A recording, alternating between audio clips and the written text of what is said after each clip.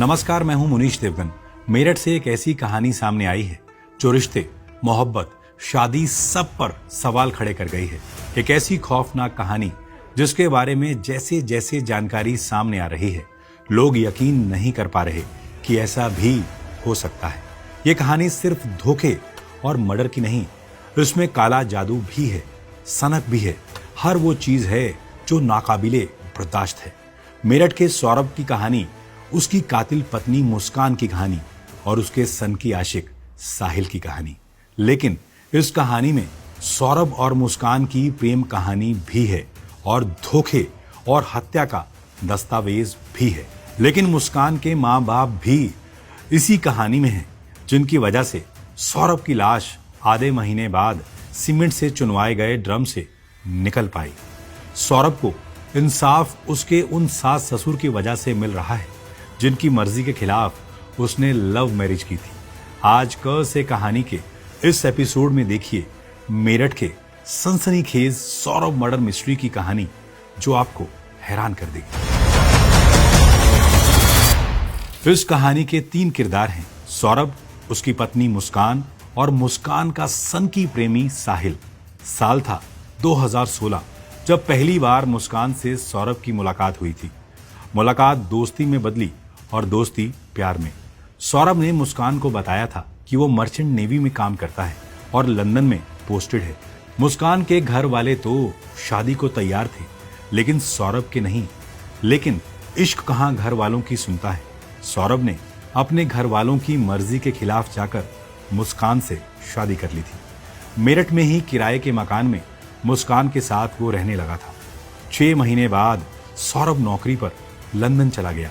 लेकिन शादी के बाद पता चला कि सौरभ तो दरअसल मर्चेंट नेवी में नहीं, बल्कि वो तो लंदन में किसी बेकरी में काम करता है। उसके पास बहुत पैसे भी नहीं थे। मुस्कान और सौरभ की तब तक एक बेटी हो चुकी थी।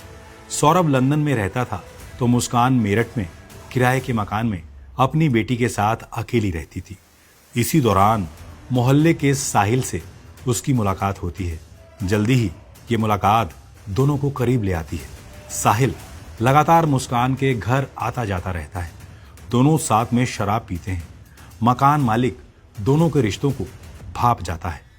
2 साल बाद 2021 में जब सौरभ लंदन से वापस मेरठ आया तो मकान मालिक ने उसे मुस्कान और साहिल के बारे में सब कुछ बता दिया। इसी बात पर सौरभ और मुस्कान के बीच झगड़ा हो जाता है। सौरभ मुस्कान और उसके प्रेमी की चैट्स भी पढ़ लेता है।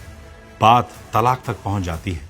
सौरभ ने मुस्कान को कहा कि मुझे तलाक चाहिए, लेकिन मुस्कान इनकार कर देती है।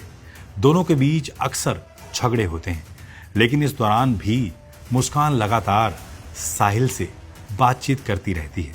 इन्हीं झगड़ों के बीच 2023 में सौरभ एक बार फिर लंदन चला जाता है।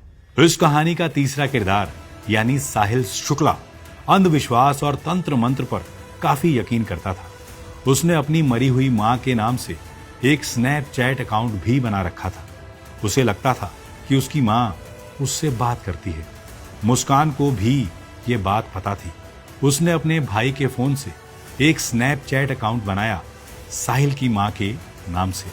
वो साहिल से उसकी मां बनकर लगातार बात करती और कहती कि मुस्कान बहुत अच्छी लड़की है, उसे छोड़ना मत। नशे और अंधविश्वास में धुत रहने वाले साहिल को लगा कि उसकी मां वाकई उससे बात कर रही है। इसलिए भी मरी हुई मां का आदेश मानते हुए वो हर हाल में मुस्कान से शादी करना चाहता था। लेकिन इसके लिए मुस्कान के पति सौरभ को रास्ते से हटाने की जरूरत थी। ऐसा नहीं है कि सिर्फ साहिल ऐसा चाहता था, मुस्कान भी यही चाहती थी। अंधविश्वास के कारण साहिल ने मुस्कान से कहा कि उसके पति की हत्या वो खुद करेगी। पहला वार उसे ही सौरभ के सीने पर करना होगा। मुस्कान मान जाती है। सौरभ 2 साल बाद लंदन से लौटने वाला था, मुस्कान और बेटी पीहू का बर्थडे मनाने के लिए। लेकिन मेरठ में साहिल और मुस्कान उसकी मौत की योजना बना चुके थे। लंदन से पति सौरभ अपने घर मेरठ लौटता है, उस पत्नी के पास जिससे उसने लव मैरिज की थी, घर वालों की मर्जी के खिलाफ जाकर। लेकिन सौरभ को क्या मालूम था कि जिस मुस्कान की वजह से उसने अपने परिवार से रिश्ता तोड़ लिया था, वो खुद अवैध संबंधों के चक्कर में उसकी मौत का प्लान बनाकर बैठी थी। आपको बता दें कि 25 फरवरी को मुस्कान और 28 फरवरी को उसकी बेटी पीहू का बर्थडे था। इसके चलते 24 फरवरी को सौरभ लंदन से मेरठ आया, पत्नी और बेटी का बर्थडे भी मनाया और 2 मार्च को मेरठ के ब्रह्मपुरी में रह रही अपनी मां से मिलने वो उनके घर गया था। 3 मार्च को मुस्कान और सौरभ की बेटी पीहू का आखिरी एग्जाम था। एग्जाम के बाद बेटी को मुस्कान ने अपनी मां के घर भेज दिया था। सौरभ की हत्या तो अपने बर्थडे वाले दिन ही वो करने वाली थी, लेकिन सौरभ ने उस दिन शराब पी ही नहीं थी, जिसमें मुस्कान नशे की गोली मिलाने वाली थी। 3 मार्च को मुस्कान ने सौरभ का फेवरेट कोफ्ता बनाया, उसमें बेहोशी की दवा भी मिला दी। खाने के बाद सौरभ कुछ देर बाद बेहोश हो गया। फिर मुस्कान ने साहिल को फोन मिलाया और घर बुलाया। उसके बाद साहिल मुस्कान के हाथ में चाकू देता है। पहला वार सौरभ के सीने पर मुस्कान ही करती है। उसके बाद ताबड़तोड़ वार कर साहिल और मुस्कान ने सौरभ की बेरहमी से हत्या कर दी थी। सनकी साहिल अपने साथ सौरभ की दोनों हथेलियां और सर काट कर ले गया। बाकी बची लाश को एक ड्रम में सीमेंट डालकर चुनवा दिया गया था। मेरठ में पति की हत्या कर शव के टुकड़े करने के बाद पत्नी मुस्कान अपने प्रेमी साहिल के साथ हिमाचल मौज मस्ती करने चली जाती है। शिमला से मुस्कान वापस मायके अकेले लौटी।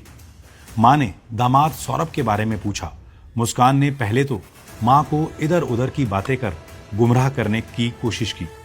बार बार पूछने पर मुस्कान ने बताया कि सौरभ को मार दिया गया है।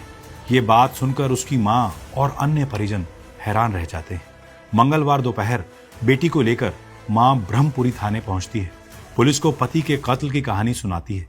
मुस्कान के मां बाप अपनी ही हत्यारी बेटी के लिए सजाए मौत की मांग कर रहे हैं। पुलिस की गिरफ्त में सौरभ के हत्यारे चढ़ चुके हैं। मुस्कान और उसका प्रेमी साहिल सलाखों के पीछे हैं। सौरभ कुमार को तकलीफ दे मौत के 15 दिनों के बाद जाकर चिता नसीब हो पाई, लेकिन इस कहानी ने रिश्तों, शादी और मोहब्बत पर सवाल खड़े कर दिए हैं। समाज के तौर पर हम कितने खोखले होते जा रहे हैं। ये कहानी बेहद खौफनाक है, लेकिन सबसे अफसोस की बात यह है कि यह हमारे समाज के बीच घटी एक कहानी है। इस कहानी को सुनकर आपके रोंगटे खड़े हो गए होंगे। आप इसके बारे में क्या सोचते हैं? आप हमें कमेंट कर सकते हैं, क्योंकि इसकी पिछली कहानियों को लाखों लोगों ने प्यार दिया है। उम्मीद करता हूं इस कहानी पर आप कमेंट करना नहीं भूलेंगे। बहुत बहुत शुक्रिया।